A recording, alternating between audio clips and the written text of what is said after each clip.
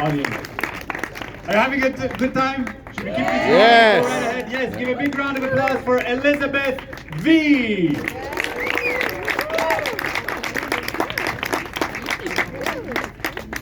Hello, good evening all.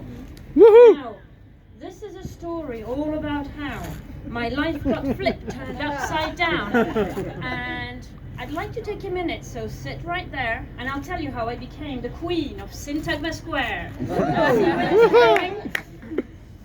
In Finland and France, I was born and raised, got a job in London, where I spent most of my days, working like a dog, not all relaxing or cool. And then I met hot Greek husband. Woo! I'm here. Had 3 kids, had to save up for their school. And then this one virus from China that was up to no good started making trouble in my neighborhood, and your neighborhood, and all yours. And we got into one little lockdown, and my family got scared. And they said, "You're moving in with Papoose and Yaya in Syntagma Square." I'm so glad to see people who remember the 90s. I mean, I guess you're out past 9 p.m. on a Sunday night, so that's pretty amazing. So yeah, all of that was true actually, except the bit about the Queen of Syntagma Square, because no one is the king or queen of Syntagma Square. Have you experienced how they drive? It's more like Too Fast, Too Furious, or the Athens version of that, which is moderately fast, but really furious. In London, it was more like too slow and very polite. In Delhi, it's too fast but really happy. I could do this all night, by the way. In Russia, it's too fast, and if you honk at me, I'll kill you. But yeah, sometimes I wonder when I see those driving schools, you know, the cars driving around town, what is the instructor telling the students here in Athens? Like, do they teach them different insults for different traffic violations? Like, this is a one-hand mudza, this is a two-hand mudza.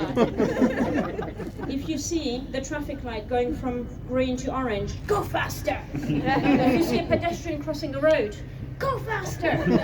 If you see a stop sign, go faster and then stop at the last minute. And then, when you're on the motorway, whatever happens, always stay in the middle lane. Now, the foreigners get it, the Greeks are like, why is that funny? That's normal.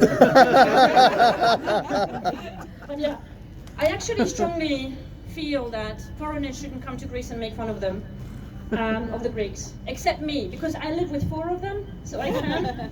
Yes, I live with 4 Greek boys, aged 45 and under. One of them is my husband.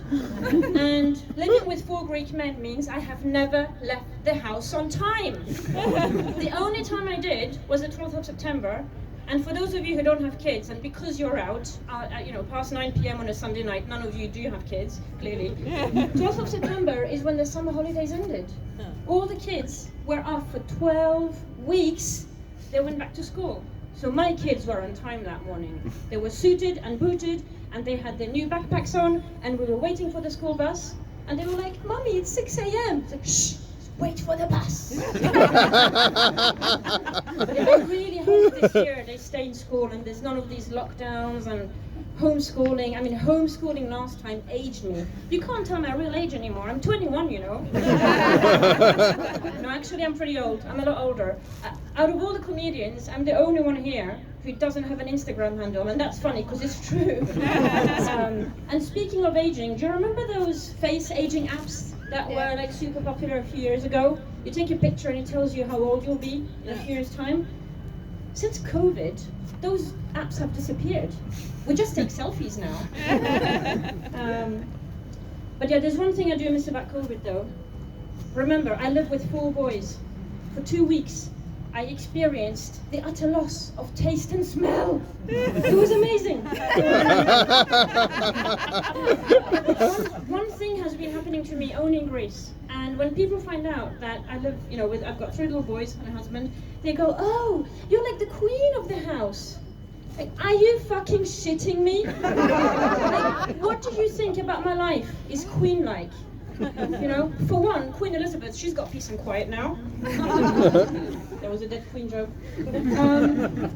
In addition, I'm pretty sure that she's never said the stuff that I say in my house, like, "Come on guys, it's time to go for a walk. Leo, put your shoes on. Emmanuel, put your willy away back in your pants." Although maybe the Queen did say that once or twice to Prince Andrew.